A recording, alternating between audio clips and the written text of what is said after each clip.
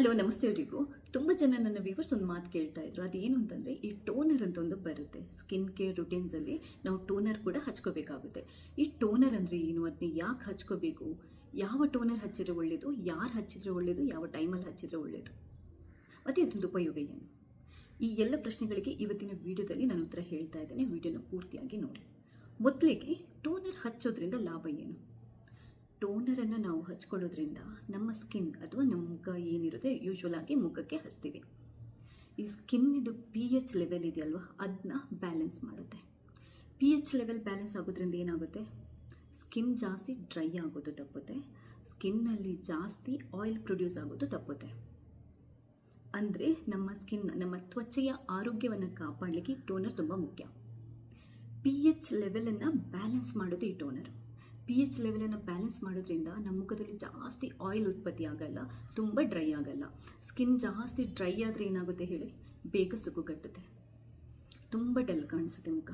ಸ್ಕಿನ್ನಲ್ಲಿ oil ಜಾಸ್ತಿ ಇದ್ದರೆ ಅಥವಾ ನಮ್ಮ ಮುಖದಲ್ಲಿ ಆಯಿಲ್ ಜಾಸ್ತಿ ಇದ್ದರೆ ಏನಾಗುತ್ತೆ ಹೇಳಿ, ಪಿಂಪಲ್ಸ್ ಬೀಳುತ್ತೆ, ರ್ಯಾಷಸ್ ಬೀಳುತ್ತೆ, ಮುಖ ತುಂಬ ಅಂದರೆ ಒಂಥರ ಕಾಣುತ್ತೆ, ಡಲ್ಲಾಗಿ ಕಾಣುತ್ತೆ, ನೈಸಾಗಿ ಅಥವಾ ಟೋಂಡಾಗಿ ಕಾಣಲ್ಲ. ಮುಖ ಟೋಂಡಾಗಿರಬೇಕು, ಸ್ಕಿನ್ ಟೋಂಡಾಗಿರಬೇಕು ಅಂತಂದರೆ ನಾವು ಟೋನರನ್ನು ಹಚ್ಕೋಬೇಕು. ಒಂದು ಅಂದರೆ ಇದು ತ್ವಚೆಯ ಆರೋಗ್ಯವನ್ನು ಕಾಪಾಡುತ್ತೆ. ಅಂದರೆ ಜಾಸ್ತಿ ತುಂಬ ಬೇಗ ನಮ್ಮ ಮುಖದಲ್ಲಿ ಸುಕ್ಕು ಬೀಳದಾಗಿ ಕಾಪಾಡುತ್ತೆ, ಹಾಗೆಯೇ ಮುಖದಲ್ಲಿ ಪಿಂಪಲ್ಸ್ ರ್ಯಾಷಸ್ ಆಗದಾಗೆ ಕಾಪಾಡುತ್ತೆ, ಸ್ಕಿನ್ ಕ್ಲಿಯರ್ ಇರುತ್ತೆ. ಒಂದು. ಎರಡನೇದಾಗಿ, ನಾವು ಕೆಲವರು ತುಂಬ ಮೇಕಪ್ ಮಾಡ್ತೀವಿ, ಹೌದಾ? ಮೇಕಪ್ ಮಾಡಿದಾಗ ನಾವು ಫೇಸ್ ವಾಶ್ ಮಾಡ್ಕೊತೀವಿ. ಆದರೆ ಕೆಲವೊಂದು ಸರಿ ಏನಾಗುತ್ತೆ, ಯಾವುದೇ ಫೇಸ್ ವಾಶ್ ಯೂಸ್ ಮಾಡಲಿ, ನಾವು ವಾಶ್ ಮಾಡಿದಾಗ ಈ ಮೇಕಪ್ದು ಏನಾದರೂ ರಿಮೈನ್ಸ್ ಇರುತ್ತೆ, ಅಂದರೆ ಕ್ಲೀನಾಗಿ ನಾವು ತೊಳ್ಕೊಂಡಾಗ ಹೋಗಲ್ಲ. ಡರ್ಟ್ ಇರ್ಬೋದು, ಕೊಳೆ ಇರ್ಬೋದು, ಅಥವಾ ಈ ಮೇಕಪ್ದು ಉಳಿದಿರುವಂಥದ್ದು ಏನಿರುತ್ತೆ ಅದು ಕ್ಲೀನಾಗಿ ಹೋಗಲ್ಲ. ತುಂಬ ಸರಿ ಎಲ್ರಿಗೂ ಇದಾಗುತ್ತೆ. ಸೊ ಈ ಟೋನರನ್ನು ಹಚ್ಚೋದ್ರಿಂದ ಮುಖನ ಇದು ತುಂಬ ಕ್ಲೀನಾಗಿ ಮಾಡುತ್ತೆ. ಉಳಿದಿರೋ ಮೇಕಪ್ ಏನಾದರೂ ಇದ್ದರೆ ಅದನ್ನ ರಿಮೂವ್ ಮಾಡುತ್ತೆ, ಅದನ್ನ ಮುಖನ ತುಂಬ ಕ್ಲಿಯರಾಗಿ ಇರೋ ಥರ ಮಾಡುತ್ತೆ. ಇನ್ನೊಂದು ಮೂರನೇದು ಏನು ಅಂತಂದರೆ, ಟೋನರನ್ನು ನಾವು ಹಚ್ಚೋದ್ರಿಂದ, ಟೋನರ್ ನಾವು ಬೇರೆ ಸ್ಕಿನ್ ಕೇರ್ ಪ್ರಾಡಕ್ಟ್ಗಳನ್ನು ಹಚ್ಚೋಕ್ಕಿಂತ ಮುಂಚೆ ಹಚ್ಚೋದ್ರಿಂದ, ಬೇರೆ ಸ್ಕಿನ್ ಕೇರ್ ಪ್ರಾಡಕ್ಟ್ ನಾವು ಏನು ಹಚ್ತೀವಿ, ಮಾಯ್ಶ್ಚರೈಸರ್ ಇರ್ಬೋದು, ಸೆರಮ್ಸ್ ಇರ್ಬೋದು, ಅಥವಾ ನೆಕ್ಸ್ಟ್ ಮೇಕಪ್ ಏನು ಮಾಡ್ಕೊತೀವಿ, ಅದು ಕ್ಲೀನಾಗಿ ನಮ್ಮ ಮುಖಕ್ಕೆ ಸೆಟ್ ಆಗೋ ಥರ ಮಾಡುತ್ತೆ, ಟೋಂಡಾಗಿ ಸೆಟ್ ಆಗೋ ಥರ ಮಾಡುತ್ತೆ. ಟೋನರ್ ಅಂತ ಹೇಳೋದು ಅದಕ್ಕೆ, ಮುಖನ ಟೋನ್ ಮಾಡುತ್ತೆ. ಟೋನ್ ಮಾಡೋದ್ರಿಂದ ನೆಕ್ಸ್ಟ್ ನಾವು ಹಚ್ಚುವಂಥ ಸ್ಕಿನ್ ಕೇರ್ ಪ್ರಾಡಕ್ಟ್ಗಳು ಕರೆಕ್ಟಾಗಿ ಮುಖಕ್ಕೆ ಅಬ್ಸರ್ವ್ ಆಗೋ ಥರ ಮಾಡುತ್ತೆ. ಮೇಕಪ್ಗೆ ಇದೆಲ್ಲದಕ್ಕೆ ನಮ್ಮ ಮುಖನ ಪ್ರಿಪೇರ್ ಮಾಡುತ್ತೆ. ನಿಮ್ಮ ಮುಖ ಮೇಕಪ್ ಎಲ್ಲ ಸೆಟ್ ಆಗೋದಕ್ಕೆ ಪ್ರಿಪೇರ್ ಆದರೆ ನೀವು ನೆಕ್ಸ್ಟ್ ಮೇಕಪ್ ಹಚ್ಚಿದಾಗ ತುಂಬ ಅಂದರೆ ಕೆಲವರು ಒಂಥರ ಮೇಕಪ್ ಮಾಡಿದಾಗ ಪೇಂಟ್ ಹಾಕಿದಾಗೆಲ್ಲ ಕಾಣುತ್ತೆ ನೋಡಿ, ಅದೆಲ್ಲ ತಪ್ಪುತ್ತೆ. ಅಂದರೆ ಸ್ಕಿನ್ ಕೇರ್ ಪ್ರಾಡಕ್ಟ್ಗಳಿರ್ಬೋದು, ಮೇಕಪ್ ಇರ್ಬೋದು, ಸ್ಕಿನ್ನಲ್ಲಿ ಕರೆಕ್ಟಾಗಿ ಸೆಟ್ ಆಗೋ ಥರ ಮಾಡೋದಕ್ಕೆ ಈ ಟೋನರ್ ತುಂಬ ಒಳ್ಳೆಯದು. ಟೋಟಲ್ ಆಗಿ ಸ್ಕಿನ್ ಹೆಲ್ತ್ ಕಾಪಾಡೋದಕ್ಕೆ, ಸ್ಕಿನ್ನನ್ನು ಟೋಂಡಾಗಿಡೋದಕ್ಕೆ ಟೋನರ್ ಒಳ್ಳೆಯದು. ಹಾಗಾದರೆ ಯಾರೆಲ್ಲ ಉಪಯೋಗ ಮಾಡ್ಬೋದು ಇದನ್ನ? ಯಾರು ಬೇಕಾದರೂ, ಅಂದರೆ 16 ವರ್ಷದ ಮೇಲ್ಪಟ್ಟು ಯಾರು ಬೇಕಾದರೂ ಉಪಯೋಗ ಮಾಡ್ಬೋದು. ಯೂಶ್ವಲಾಗಿ ನೀವು ನೋಡಿರ್ತೀರಾ, ಅಂದರೆ ಈ 16 ವರ್ಷದ ಟೀನ್ಸ್ ಅಂತ ನಾವು ಹದಿಹರೆಯದ ಮಕ್ಕಳು ಅಥವಾ ಏನಿರ್ತಾರೆ ಕಾಲೇಜ್ಗೆ ಹೋಗೋರು, ಅವರಿಗೆಲ್ಲ ಏನಾಗುತ್ತೆ, ಪಿಂಪಲ್ಸ್ ಪ್ರಾಬ್ಲಮ್ ಜಾಸ್ತಿ ಇರುತ್ತೆ. ಆ ಟೈಮಲ್ಲಿ ಮುಖದಲ್ಲಿ ಆಯಿಲ್ ಪ್ರೊಡ್ಯೂಸ್ ಜಾಸ್ತಿ ಆಗ್ತಾ ಇರುತ್ತೆ, ಅದರಿಂದ ಪಿಂಪಲ್ಸ್ ಜಾಸ್ತಿ ಇರುತ್ತೆ. ಅದರಿಂದ 16 ವರ್ಷದ ನಂತರದವರು ಹಚ್ಕೋಬೋದು, ಬಟ್ ಅವರ ಏಜ್ಗಿಂತಲೇ ಇರುವ ಟೋನರ್ ಇದೆ, ಅದನ್ನ ಹಚ್ಕೋಬೇಕು. ಮತ್ತಿನ್ಯಾರು ಹಚ್ಬೋದು? ಎಲ್ಲರೂ ಹಚ್ಬೋದು. 20 ವರ್ಷದ ನಂತರದವರು ಕೂಡ ಮುಖ ಕ್ಲೀನಾಗಿರಬೇಕು, ಟೋಂಡಾಗಿರಬೇಕು, ಗ್ಲೋ ಆಗಬೇಕು, ಸೂಪರ್ ಆಗಿರಬೇಕು ಅಂತಂದರೆ ಹಚ್ಕೋಬೋದು.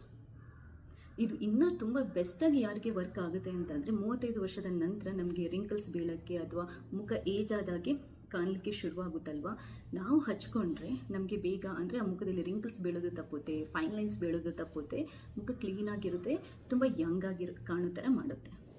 ಅದರಿಂದ 35 ವರ್ಷದ ನಂತರದವರು ಟೋನರನ್ನು ಹಚ್ಚೋದು ತುಂಬ ಮುಖ್ಯ. ಇನ್ನೊಂದು, ನಾವು ಯಾವ ಟೋನರನ್ನು ಹಚ್ಕೋಬೋದು? ಟೋನರಲ್ಲಿ ಆಲ್ಮೋಸ್ಟ್ ತುಂಬ ಟೋನರ್ಗಳಲ್ಲಿ ಏನು ಅಂತಂದರೆ ಸ್ವಲ್ಪ ಈ ಆಲ್ಕೋಹಾಲ್ ಕಂಟೆಂಟ್ ಮಿಕ್ಸ್ ಆಗಿ ಬರುತ್ತೆ.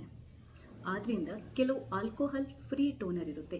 ಯಾವಾಗಲೂ ನೀವು ಟೋನರನ್ನು ಪರ್ಚೇಸ್ ಮಾಡಬೇಕು ಅಂತಂದರೆ ಆಲ್ಕೋಹಾಲ್ ಫ್ರೀ ಟೋನರನ್ನು ತಗೊಳ್ಳಿ, ಆಲ್ಕೋಹಾಲ್ ಇಲ್ಲದಂಥ ಟೋನರ್ ತಗೊಳ್ಳಿ. ಯಾಕಂತಂದರೆ ಈ ಆಲ್ಕೋಹಾಲ್ ಇರುವಂಥ ಟೋನರ್ ಏನಾಗುತ್ತೆ, ಕೆಲವೊಂದು ಸರಿ ಕೆಲವರಿಗೆ ಸ್ಕಿನ್ನಲ್ಲಿ ಇರಿಟೇಷನನ್ನು ಕ್ರಿಯೇಟ್ ಮಾಡ್ಬೋದು.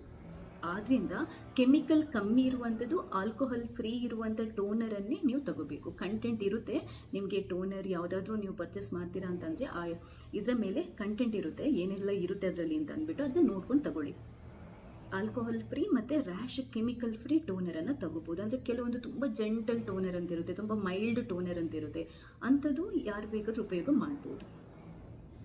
ಅದು ಒಂದು ಮುಖ್ಯವಾಗಿ ನೀವು ಟೋನರನ್ನು ಪರ್ಚೇಸ್ ಮಾಡುವಾಗ ನೋಡ್ಕೊಬೇಕಾಗಿರೋದು. ಇನ್ನೊಂದು ಏಜ್ ಮೇಲೆ ಕೂಡ ಇರುತ್ತೆ ಕೆಲವರಿಗೆ, ಅಂದರೆ 40 ಎಬೋವ್ ಅಂತಂದರೆ ಕೆಲವೊಂದು ಬೇರೆ ಸ್ಪೆಷಲೈಸ್ಡ್ ಟೋನರ್ಸ್ ಇರುತ್ತೆ. ನಾರ್ಮಲಾಗಿ ಎಲ್ಲ ಸ್ಕಿನ್ ಟೈಪ್ ಅವರಿಗೆ, ಎಲ್ಲ ಏಜ್ ಅವ್ರಿಗೆ ಆಗುವಂಥ ಟೋನರು ಇರುತ್ತೆ. ಇನ್ನೊಂದು ನಿಮ್ಮ ಸ್ಕಿನ್ ಟೈಪ್ ಯಾವುದಿದೆ ಅದರ ಮೇಲೆ ಕೂಡ ಟೋನರ್ ಬೇರೆ ಬೇರೆ ಇರುತ್ತೆ. ನಿಮ್ಮದು ಆಯಿಲ್ ಸ್ಕಿನ್ ಆದರೆ ನಿಮ್ಮ ಸ್ಕಿನ್ಗೆ ಬೇರೆ ಟೋನರ್ ಇರುತ್ತೆ, ಡ್ರೈ ಸ್ಕಿನ್ ಆದರೆ ನಿಮ್ಮ ಸ್ಕಿನ್ಗೆ ಬೇರೆ ಟೋನರ್ ಇರುತ್ತೆ, ಅಥವಾ ನಿಮ್ಮದು ಕಾಂಬಿನೇಷನ್ ಸ್ಕಿನ್, ಸೆನ್ಸಿಟಿವ್ ಸ್ಕಿನ್ ಅಂತಂದರೆ ನಿಮ್ಮ ಸ್ಕಿನ್ಗೆ ಬೇರೆ ಬೇರೆ ಥರದ ಟೋನರ್ ಇರುತ್ತೆ. ನಿಮ್ಮ ಸ್ಕಿನ್ ಟೈಪ್ ಯಾವುದು ಅದನ್ನ ನೋಡಿಕೊಂಡು ನೀವು ಟೋನರನ್ನು ಬೈ ಮಾಡಬೇಕು. ಕೆಲವೊಂದು ಟೋನರ್ಗಳು ಏನು ಅಂತಂದರೆ ಆಲ್ ಟೈಪ್ ಆಫ್ ಸ್ಕಿನ್ ಅಂತ ಇರುತ್ತೆ, ಅಂದರೆ ಎಲ್ಲ ಟೈಪ್ ಆಫ್ ಸ್ಕಿನ್ ಅಂತಲೂ ಇರುತ್ತೆ, ಅದು ಎಲ್ಲರೂ ಉಪಯೋಗ ಮಾಡ್ಬೋದು. ಕೆಲವೊಂದು ಟೋನರ್ ಎಲ್ಲ ಟೈಪ್ ಆಫ್ ಸ್ಕಿನ್ ತುಂಬ ಜೆಂಟಲ್ ಆ್ಯಂಡ್ ಮೈಲ್ಡ್ ಟೋನರ್ ಅಂತ ಇರುತ್ತೆ, ಅದನ್ನು ಯಾರು ಬೇಕಾದರೂ ಉಪಯೋಗ ಮಾಡ್ಬೋದು. ಆದ್ದರಿಂದ ನಿಮ್ಮ ಪರ್ಪಸ್ ಏನು? ಕೆಲವೊಂದು ಟೋನರ್ಗಳದ್ದು ಪರ್ಪಸ್ ಇರುತ್ತೆ, ಅಂದರೆ ರಿಂಕಲ್ಸ್ ಕಮ್ಮಿ ಮಾಡೋದಕ್ಕೆ ಅಂತ ಕೆಲವೊಂದು ಇರ್ಬೋದು, ಅಥವಾ ಈ ಪಿಂಪಲ್ಸ್ ಜಾಸ್ತಿ ಇದ್ದರೆ ಅಂಥವರಿಗೆ ಸಪ್ರೇಟಾಗಿ ಟೋನರ್ ಇರ್ಬೋದು. ಆಯಿಲ್ ಜಾಸ್ತಿ ಮುಖದಲ್ಲಿ ಇರುತ್ತೆ ಅಂತಂದರೆ ಅಂಥವರಿಗೆ ಸಪ್ರೇಟ್ ಟೋನರ್ ಇರುತ್ತೆ. ಹಾಗೆಯೇ ಸ್ಕಿನ್ ತುಂಬ ಡ್ಯಾಮೇಜ್ ಆಗಿದೆ, ತುಂಬ ಡಲ್ಲಾಗಿ ಕಾಣುತ್ತೆ ಅಂತಂದರೆ ಅಂಥವರಿಗೂ ಸಪ್ರೇಟಾಗಿ ಟೋನರ್ ಇರುತ್ತೆ. ನಿಮ್ಮ ಪರ್ಪಸ್ ಏನು ಅಂತ ಅಂದ್ಕೊಂಡು ಕೂಡ ನೀವು ಟೋನರನ್ನು ಸೆಲೆಕ್ಟ್ ಮಾಡ್ಬೋದು. ಎಲ್ಲದಕ್ಕಿಂತ ಮುಖ್ಯವಾಗಿ ಕೆಲವೊಂದು ಟೋನರ್ ಯಾರು ಬೇಕಾದರೂ ಉಪಯೋಗ ಮಾಡ್ಬೋದು. ನಾನು ಹೇಳಿದ್ನಲ್ವ, ತುಂಬ ಜೆಂಟಲ್, ಮೈಲ್ಡ್, ಆಲ್ಕೋಹಾಲ್ ಫ್ರೀ, ಆಮೇಲೆ ತುಂಬ ಕಮ್ಮಿ ಕೆಮಿಕಲ್ ಇರುವಂಥ ಕೆಲವೊಂದು ನ್ಯಾಚುರಲ್ ಆಗಿರುವಂಥ ಟೋನರ್ಗಳು ಏನಿರುತ್ತೆ ಮೈಲ್ಡ್ ಆಗಿರುವಂಥದ್ದೆಲ್ಲ, ಇದನ್ನ ಯಾರು ಬೇಕಾದರೂ ಉಪಯೋಗ ಮಾಡ್ಬೋದು. ಬೆಸ್ಟ್ ಅನ್ನುವಂಥ ಕೆಲವು ಟೋನರ್ಗಳದ್ದು ಲಿಂಕ್ ನಾನು ಡಿಸ್ಕ್ರಿಪ್ಷನ್ ಬಾಕ್ಸಲ್ಲಿ ಹಾಕಿರ್ತೇನೆ, ಅಥವಾ ಈ ವಿಡಿಯೋದಲ್ಲಿ ಟ್ಯಾಗ್ ಮಾಡಿರ್ತೇನೆ. ನೀವು ಚೆಕ್ ಮಾಡಿಕೊಂಡು ತಗೊಳ್ಳಿ. ನಾನು ಹೇಳಿದೆ ಅಥವಾ ನಾನು ಲಿಂಕ್ ಹಾಕಿದೆ ಅಂತ ತಗೊಳ್ಳೋದು ಬೇಡ, ನೀವು ಚೆಕ್ ಮಾಡ್ಕೊಳ್ಳಿ.